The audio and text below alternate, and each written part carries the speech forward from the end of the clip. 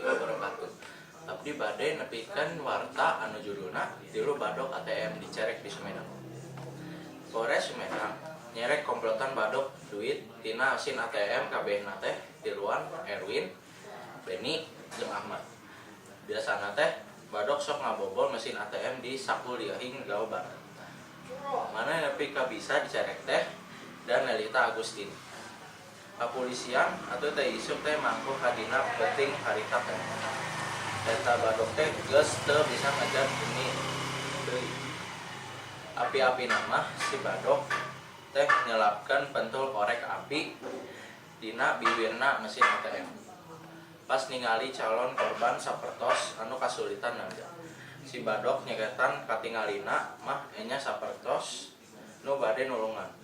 Padahal mau kapan bade ngagentoskan kartu ATM nu korban ku kartu ATM nu meh sami atuh waktu dilebetkeun teh puguh bae macet.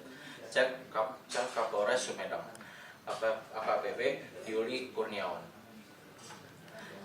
Biasana si korban teh diduyun supados nebarkeun nomor PIN tos kitu mah atuh lapor we atau si korban teh boh pesana secara langsung ngandak artos ditransferkan atanapi belanja elektronik.